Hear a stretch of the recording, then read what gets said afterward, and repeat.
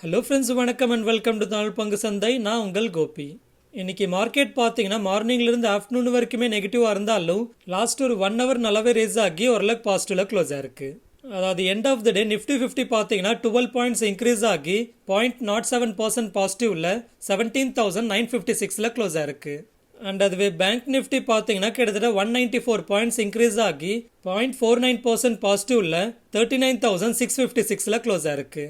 And இன்னைக்கு market ஓரளவுக்கு நெகட்டிவாக ரியாக்ட் ஆனதுக்கு முக்கியமான காரணம் பார்த்தீங்கன்னா நேற்று குளோபல் மார்க்கெட்ஸ் எல்லாமே நெகட்டிவாக க்ளோஸ் ஆயிருந்தது. அதாவது யூஎஸோட டவ் ஜோன்ஸ் பார்த்தீங்கன்னா அரௌண்ட் 0.5% நெகட்டிவ்ல அண்ட் S&P 500 0.72% நெகட்டிவ்ல அண்ட் நாஸ்டாக் பார்த்தீங்கன்னா அரௌண்ட் 1.25% நெகட்டிவ்ல க்ளோஸ் ஆயிருந்தது. அண்ட் இன்னைக்கு மார்னிங்கும் யூஎஸோட ஃபியூச்சர்ஸ் எல்லாமே ஓரளவுக்கு நெகட்டிவாக இருந்தாலும் ஆஃப்டர்நூனுக்கு அப்புறமா ஓரளவுக்கு பாசிட்டிவாக ரியாக்ட் ஆக ஆரம்பிச்சது. நேற்று இப்படி யூஎஸ் மார்க்கெட்ஸ் நெகட்டிவாக க்ளோஸ் ஆனதுக்கு என்ன காரணம்னு பார்க்குறப்போ யூஎஸோட ரீட்டைல் சேல்ஸ் ஜூலை மந்த்ல ஃபிளாட்டாக வந்திருந்தது. அதாவது ஜூன் மந்த்ல பார்த்தீங்கன்னா யூஎஸோட ரீட்டைல் சேல்ஸ்ன்றது 0.8% இருந்தது. ஆனால் இந்த வாட்டி ஆல்மோஸ்ட் ஃபிளாட்டாக வந்திருக்கிறதுனால யூஎஸ் எக்கனாமியில் டிமாண்ட் கம்மியாகுதுன்ற ஒரு சிக்னலை கொடுத்துருக்கு.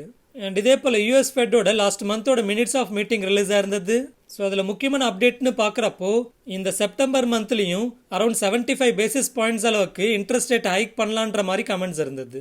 அண்ட் யூகேயோட இன்ஃப்ளேஷனும் இந்த ஜூலை மந்த்ல எக்ஸ்பெக்டடோட கொஞ்சம் அதிகமாக ரேஸ் ஆனதுனாலையும் ஓவரால் நேற்று குளோபல் மார்க்கெட்ஸ் எல்லாமே நெகட்டிவாக ரியாக்ட் ஆயிருந்தது. அண்ட் இன்னைக்கு யூரோப்பியன் யூனியனோட ஜூலை மந்தோட இன்ஃப்ளேஷன் டேட்டா ரிலீஸ் ஆக போகுது. அண்ட் நாளைக்கு யூகேவோட ஜூலை மந்தோட ரீட்டைல் சேல்ஸ் டேட்டா ரிலீஸ் ஆகும். அண்ட் இன்னைக்கு ஆஃப்டர்நூனுக்கு மேலே சோர்சஸ் கிட்ட இருந்து விண்ட்ஃபால் டேக்ஸ் ரிலேட்டடாக சில அப்டேட்ஸ் தான் நியூஸ் சேனல்ஸ் ரிப்போர்ட் பண்ணியிருந்தாங்க. அது என்ன அப்டேட்னு பார்க்கறதுக்கு முன்னாடி ஃபர்ஸ்ட் சோர்சஸ்னா என்னதுன்றதை நம்ம பார்த்துடலாம். பொதுவாக நியூஸ் சேனல்ஸ்க்கு நிறைய இடத்துல இருந்து நியூஸ் வரும். அதாவது சில கம்பெனியோட அப்டேட்ஸாக இருந்ததுன்னா அந்த கம்பெனியோட சில பர்சனே அதை அப்டேட் பண்ணியிருக்கலாம்.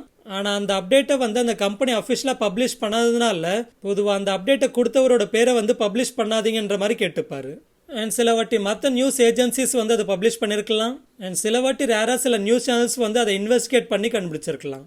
ஸோ இப்படி நிறைய இடத்துல இருந்து அவங்களுக்கு நியூஸ் வரும். ஸோ இது எல்லாத்தையும் தான் அவங்க சோர்சஸ்ன்னு சொல்லுவாங்க.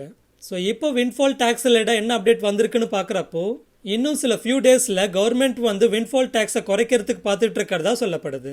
அதாவது இனிஷியலாக பார்த்தீங்கன்னா க்ரூட் ஆயில் ப்ரொடக்ஷனில் விண்ட்ஃபால் டேக்ஸ் போட்டிருந்தாங்க. அண்ட் அதே போல் petrol, diesel and ATF export பண்ணுறதுலையும் எக்ஸ்போர்ட் டியூட்டியை இம்போஸ் பண்ணியிருந்தாங்க. அண்ட் அந்த விண்ட்ஃபால் டேக்ஸை எவ்ரி 15 days ரிவ்யூ பண்ணிட்டு இருக்காங்க. அண்ட் ப்ரீவியஸ் ரிவ்யூஸ்லேயே பார்த்தீங்கன்னா டீசல் அண்ட் ஏடிஎஃபோட எக்ஸ்போர்ட் டியூட்டியை ரிமூவ் பண்ணிட்டாங்க. அண்ட் பெட்ரோலோட எக்ஸ்போர்ட் டியூட்டியை குறைச்சிருந்தாங்க. அண்ட் க்ரூட் ஆயில் ப்ரொடக்ஷனோட விண்ட்ஃபால் டேக்ஸையும் ஓரளவுக்கு குறைச்சிருந்தாங்க.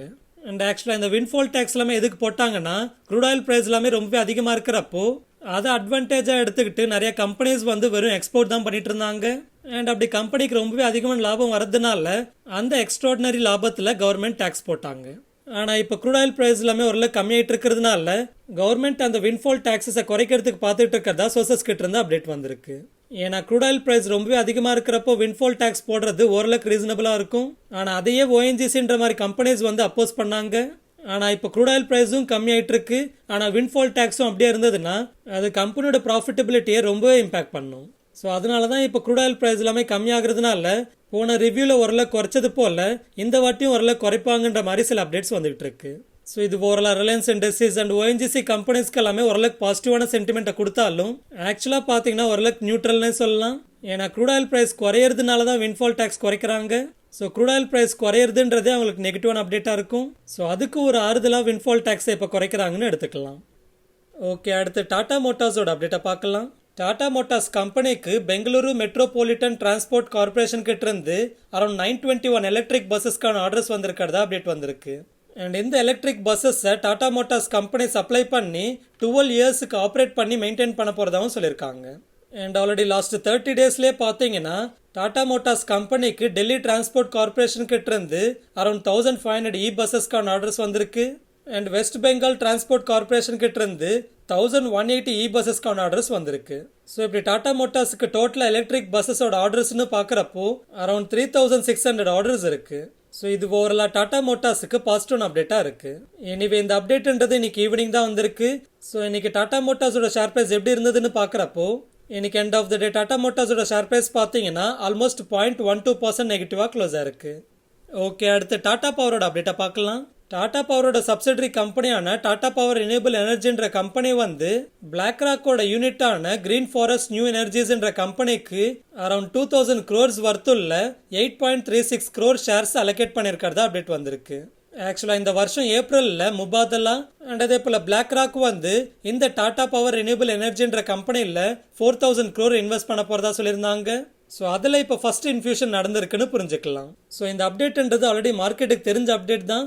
எனிவே இந்த அப்டேட்க்கு அப்புறமா இன்னைக்கு டாடா பவரோட ஷேர் பிரைஸ் எப்படி ரியாக்ட் ஆயிருக்குன்னு பார்க்குறப்போ இன்னைக்கு end of the day Tata பவரோட ஷேர் பிரைஸ் பார்த்தீங்கன்னா ஆல்மோஸ்ட் 0.27% பாசிட்டிவாக க்ளோஸ் ஆயிருக்கு. ஓகே, அடுத்து இண்டோ அமைன்ஸோட அப்டேட்டை பார்க்கலாம்.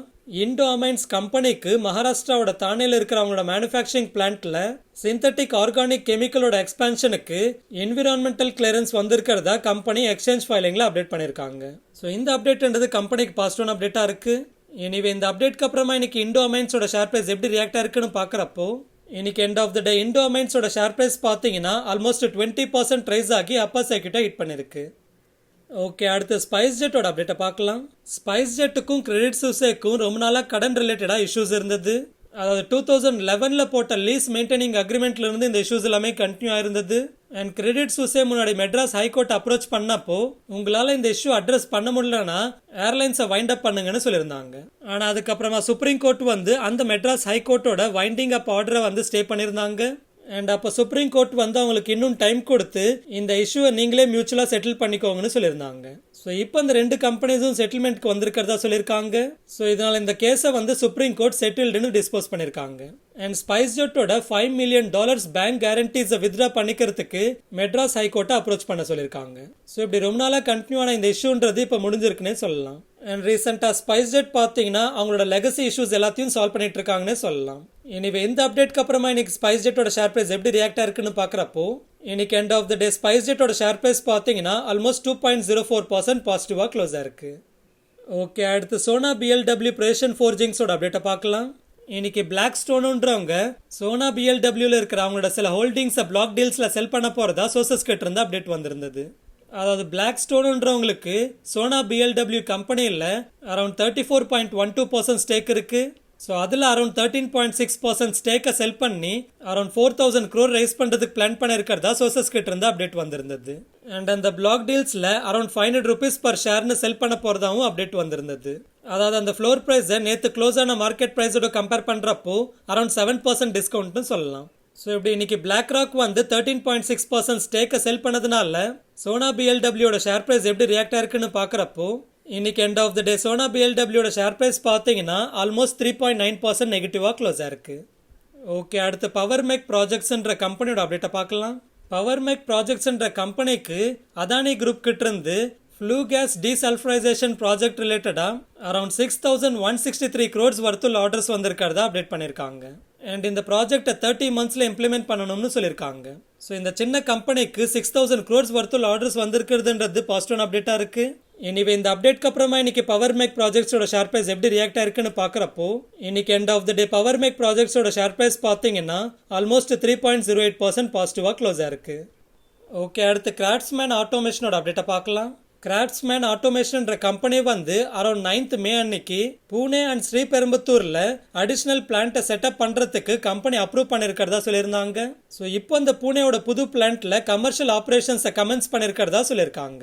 ஸோ இந்த அப்டேட்க்கு அப்புறமா கிராஃப்ட்ஸ்மேன் ஆட்டோமேஷனோட ஷேர் பிரைஸ் எப்படி ரியாக்ட் ஆயிருக்குன்னு பார்க்குறப்போ இன்னைக்கு end of the day Craftsman ஆட்டோமேஷனோட ஷேர் பிரைஸ் பார்த்தீங்கன்னா ஆல்மோஸ்ட் 2.76% பாசிட்டிவாக க்ளோஸ் ஆயிருக்கு. ஓகே, அடுத்து இன்னைக்கு என்னோட பொசிஷனோட அப்டேட்டை பார்க்கலாம். இன்னைக்கு நிஃப்டி செப்டம்பர் எக்ஸ்பைரியோட 15,500 புட் ஆப்ஷன் அண்ட் 14,500 புட் ஆப்ஷனை வந்து எக்ஸிட் பண்ணியிருக்கேன். அதாவது அரௌண்ட் 34,000 + 4,000 ப்ராஃபிட்டை புக் பண்ணியிருக்கேன். அண்ட் நிஃப்டி அக்டோபரோட ஃபியூச்சர் இன்ட்ராடேல வாங்கி அரௌண்ட் 900 rupees லாஸ்ல எக்ஸிட் பண்ணிட்டேன். அண்ட் ஆக்சுவலாக இன்னைக்கு டோட்டலாக 38,000 rupees ப்ராஃபிட் புக் பண்ணதுனால நாளைக்குலேருந்து ஆக்டிவ் லாஸ்ன்றது அரௌண்ட் 60,000 காட்டும். அண்ட் இன்னைக்கு கொஞ்சம் அக்ரெசிவாகவே 16,000 புட் ஆப்ஷனை ஷார்ட் பண்ணியிருக்கேன். ஓகே, அடுத்து ஐஎக்ஸோட அப்டேட்டை பார்க்கலாம். ஐஎக்ஸோட பவர் எக்ஸ்சேஞ்சஸில் 13 ஸ்டேட்ஸ் ட்ரேட் பண்ணுறதுல இருந்து கவர்மெண்ட் டெம்பரரியாக சஸ்பெண்ட் பண்ணியிருக்கிறதா ஐஎக்ஸ் கன்ஃபார்ம் பண்ணியிருக்காங்க. அதாவது இந்த ஸ்டேட்ஸ் வந்து பவர் ஜென்ரேஷன் கம்பெனிஸ்க்கு அவங்களோட டியூஸை கட்டாமல் இருக்கிறதுனால அவங்கள பவர் எக்ஸ்சேஞ்சஸில் ட்ரேட் பண்ணுறதுல இருந்து சஸ்பெண்ட் பண்ணியிருக்கிறதா சொல்லியிருக்காங்க. ஆனால் மோஸ்ட்லி இந்த இஷ்யூஸ் எல்லாமே சீக்கிரமாகவே ரிசால்வ் ஆகும்னு ஐஎக்ஸ் வந்து எக்ஸ்பெக்ட் பண்ணுறதா சொல்லியிருக்காங்க. அவங்களுக்கு இதனால இம்பாக்ட் இருக்காதுன்னு சொல்லியிருக்காங்க. ஆனால் ஆக்சுவலாக இதில் சில ஸ்டேட்ஸ் வந்து அவங்களுக்கு ஹை வால்யூம் கொடுக்குற ஸ்டேட்ஸ்ன்னு சொல்லலாம். அதாவது இந்த 13 ஸ்டேட்ஸில் 6 to 7 ஸ்டேட்ஸ் பார்த்தீங்கன்னா ஓவரால் எக்ஸ்சேஞ்ச் பார்ட்டிசிபேஷனில் அரௌண்ட் 40 to 50% ஆஃப் த வால்யூமை கான்ட்ரிபியூட் பண்ணுறவங்க. ஸோ இப்போ இந்த இஷ்யூனால ஐஎக்ஸோட வால்யூம்ஸ் கம்மியாகும்னு எக்ஸ்பெக்ட் பண்ணலாம். ஸோ அது ஐஎக்ஸ்க்கு நெகட்டிவான அப்டேட்டாக இருக்கும். எனிவே இந்த அப்டேட்க்கு அப்புறமா இன்னைக்கு ஐஎக்ஸோட ஷேர் ப்ரைஸ் எப்படி ரியாக்ட் ஆயிருக்குன்னு பார்க்குறப்போ இன்னைக்கு எண்ட் ஆஃப் த டே ஐஎக்ஸோட ஷேர் ப்ரைஸ் பார்த்தீங்கன்னா ஆல்மோஸ்ட் 3.62% நெகட்டிவாக க்ளோஸ் ஆயிருந்தது. ஓகே, அடுத்த வாரம் எக்ஸ்பைரி ஆகிற நிஃப்டோட ஆப்ஷன் செயின் பார்க்குறப்போ கால் ஆப்ஷன் சைடில் அதிகமான ஓப்பன் இன்ட்ரெஸ்ட்ன்றது இப்போ இமீடியட்டாக 18,000 ஸ்ட்ரைக் ப்ரைஸில் பில்டாக இருக்குது. ஆனால் அதே ஸ்ட்ரைக் ப்ரைஸில் புட் ஆப்ஷன் சைடில் அதிகமான ஓப்பன் இன்ட்ரெஸ்ட் பில்டாக இருக்கிறதுனால அடுத்து அதிகமான ஓப்பன் இன்ட்ரெஸ்ட்னு பார்க்குறப்போ அரௌண்ட் 18,500 ஸ்ட்ரைக் ப்ரைஸில் பில்டாக இருக்குது. அண்ட் இதே போல் புட் ஆப்ஷன் சைடில் அதிகமான ஓப்பன் இன்ட்ரெஸ்ட் பார்த்தீங்கன்னா இப்போ இமீடியட்டாக அரௌண்ட் 17,800 ஆர் 17,900 ஸ்ட்ரைக் ப்ரைஸில் பில்டாக இருக்குது. ஆனால் இதே ஸ்ட்ரைக் ப்ரைஸில் கால் ஆப்ஷன் சைடில் அதிகமான ஓப்பன் இன்ட்ரெஸ்ட் பில்டாக இருக்கிறதுனால அடுத்து அதிகமான ஓப்பன் இன்ட்ரெஸ்ட்னு பார்க்குறப்போ அரௌண்ட் 17,000 ஸ்ட்ரைக் ப்ரைஸில் பில்டாக இருக்குது. ஸோ இந்த டேட்டா படி பார்க்குறப்போ அடுத்து நிஃப்டோட எக்ஸ்பைரி ரேஞ்சுன்றது 17,000 18,000 ஆர் 17,000 18,500 இருக்கும்னு எதிர்பார்க்கலாம். எனிவே நிஃப்டி எப்படி இருக்க போகுதுன்றதை நீங்கள் என்ன நினைக்கிறீங்கன்றதை நம்மளோட கமெண்ட்டில் சொல்லுங்கள். ஃபைனலாக ஃப்ரெண்ட்ஸ், ஒரு சின்ன ரெக்வஸ்ட், நம்மளோட ஒர்க் அண்ட் எஃபர்ட்ஸ் உங்களுக்கு பிடிச்சிருந்து நம்மளை சப்போர்ட் பண்ணணும்னு நினச்சிங்கன்னா நீங்கள் ஃப்ரீயாகவே சப்போர்ட் பண்ணலாம். ஸோ அதுக்காக நீங்கள் பண்ண வேண்டியது நம்ம வீடியோட டிஸ்கிரிப்ஷனில் இருக்கிற நம்ம சேனலோட லிங்க் ட்ரீயோட யூஆர்எல்லை கிளிக் பண்ணிங்கன்னா ஃபர்ஸ்ட் ட்ரேடிங் ஆர் டிமேட் அக்கௌண்ட்டை கிரியேட் பண்ணுறதுக்கான லிங்க்ஸ் இருக்கும். ஸோ நீங்களோ இல்லை உங்களுக்கு தெரிஞ்சவங்களோ புதுசாக trading R demat account create பண்ணுறப்போ இந்த லிங்க்ஸை யூஸ் பண்ணி கிரியேட் பண்ணிக்கோங்க. ஆக்சுவலாக நீங்கள் டேரெக்டாக வெப்சைட்லேருந்து கிரியேட் பண்ணுறதுக்கும் நம்மளோட ரெஃபரல் லிங்கை யூஸ் பண்ணி கிரியேட் பண்ணுறதுக்கும் எந்த ஒரு எக்ஸ்ட்ரா சார்ஜஸும் இல்லை. ஸோ டேரெக்டாக வெப்சைட்லேருந்து உங்களோட அக்கௌண்ட்டை கிரியேட் பண்ணுறதை விட நம்மளோட இந்த ரெஃபரல் லிங்க்ஸை யூஸ் பண்ணி உங்களோட அக்கௌண்ட் கிரியேட் பண்ணுறப்போ நீங்கள் நம்ம சேனலுக்கு பண்ணக்கூடிய உங்களால் முடிஞ்ச சப்போர்ட்டாக இருக்கும். அண்ட் அதே போல் நீங்கள் லைஃப் இன்சூரன்ஸில் அப்ளை பண்ணணும்னு நினச்சாலோ இல்லை இன்சூரன்ஸ் கம்பெனிஸ் ப்ரொவைட் பண்ணுற guaranteed investment plans or health insurance or vehicle இன்சூரன்ஸ்னு இதில் எதில் அப்ளை பண்ணணும்னு நினைக்கிறீங்களோ அதை கிளிக் பண்ணி கூகுள் ஃபார்மை ஃபில் பண்ணுங்க. ஸோ இந்த கூகுள் ஃபார்ம் ஃபில் பண்ண பிறகு உங்களுக்கு ஃபர்ஸ்ட்டு வந்து அந்த ப்ராடக்டோட ஃப்ரீ டீடைல்டு எக்ஸ்பிளனேஷன்ஸ் கொடுப்போம். அடுத்து அதில் ஹேசல் ஃப்ரீயாக அப்ளை பண்ணுறதுக்கு ஹெல்ப் பண்ணுவோம். அண்ட் அப்ளை பண்ண பிறகும் லைஃப் லாங் உங்களுக்கான பர்சனல் சப்போர்ட் ஃப்ரீயாகவே கொடுப்போம். அடுத்து ஃப்ரீ ஃபினான்ஷியல் பிளானிங் கன்சல்டன்சி வேணும்னா இந்த லிங்கை கிளிக் பண்ணி கூகுள் ஃபார்மை ஃபில் பண்ணுங்க. அடுத்து ஸ்டாக் மார்க்கெட்டுக்கு லிங்க் ஆகாத அண்ட் அதோட வாலட்டிலிட்டி இல்லாத இன்வெஸ்ட்மெண்ட்ஸான பாண்ட்ஸ், டெபஞ்சர்ஸ், இன்வாய்ஸ் டிஸ்கவுண்டிங்னு ஃபிக்ஸ்டு ரிட்டர்ன் கொடுக்குற இன்வெஸ்ட்மெண்ட்ஸ் பண்ணுறதுக்கான ட்ரேட் கிரெட் ஆர் விண்ட்வெல்த்தோட அக்கௌண்ட்டை கிரியேட் பண்ணுறதுக்கு இந்த லிங்கை யூஸ் பண்ணி கிரியேட் பண்ணிக்கோங்க. அண்ட் அதே போல் கிரிப்டோ கரன்சியில் ட்ரேட் பண்ணுறதுக்கான வேசிரெக்ஸ் அக்கௌண்ட் அண்ட் டேக்ஸ் ஃபைலிங் பண்ணுறதுக்கான குவிக்கோ அக்கௌண்ட்டை கிரியேட் பண்ணுறதுக்கும் இந்த லிங்க்ஸை யூஸ் பண்ணி கிரியேட் பண்ணிக்கோங்க. அண்ட் ஃபைனலாக நம்மளோட சோஷியல் மீடியாஸில் கனெக்ட் ஆகணும்னா, அதாவது Telegram channel, Instagram, YouTube, Twitter and ஃபேஸ்புக்கில் கனெக்ட் ஆகணும்னா இங்கே இருக்கிற அதோட லிங்க்ஸை யூஸ் பண்ணி கனெக்ட் பண்ணிக்கோங்க. முக்கியமாக நம்மளோட டெலிகிராம் சேனலில் கனெக்ட் பண்ணிக்கிட்டீங்கன்னா மார்க்கெட் டைமிங்கில் வர அப்டேட்ஸ் எல்லாமே உங்களுக்கு வந்து சேரும். அண்ட் ஈவன் ஒரு ஸ்டாக்கை பற்றி அதோட பாஸ் டேட்டா எல்லாமே தெரிஞ்சுக்கணும்னாலும் நம்மளோட டெலிகிராம் சேனல்ன்றது உங்களுக்கு ரொம்பவே யூஸ்ஃபுல்லாக இருக்கும். ஃபார் எக்ஸாம்பிள், நீங்கள் இந்தியா புல்ஸ் ஹவுசிங் ஃபினான்ஸை பற்றி ப்ரீவியஸாக என்னென்ன அப்டேட்ஸ் வந்திருக்குன்னு தெரிஞ்சுக்கணும்னா நம்மளோட டெலிகிராம் சேனலுக்குள்ளே போய் பார்த்தீங்கன்னா சர்ச் பட்டன் இருக்கும். ஸோ அந்த சர்ச் பட்டனை கிளிக் பண்ணி இந்தியா புல்ஸ்ன்னு சர்ச் பண்ணுங்க. ஸோ அப்படி சர்ச் பண்ணதுமே இந்தியா புல்ஸ் ரிலேட்டடாக என்னென்ன ப்ரீவியஸாக அப்டேட் வந்திருக்குன்ற டேட்டா எல்லாமே இங்கே லிஸ்ட் ஆகிடும். அண்ட் ஃபைனலாக இந்த வீடியோ பிடிச்சிருந்தா லைக் பண்ணுங்க, சேனல் பிடிச்சிருந்தா சப்ஸ்கிரைப் பண்ணுங்க, உங்களுக்கு ஏதாவது கேள்வி இருந்தால் கமெண்ட் பண்ணுங்க.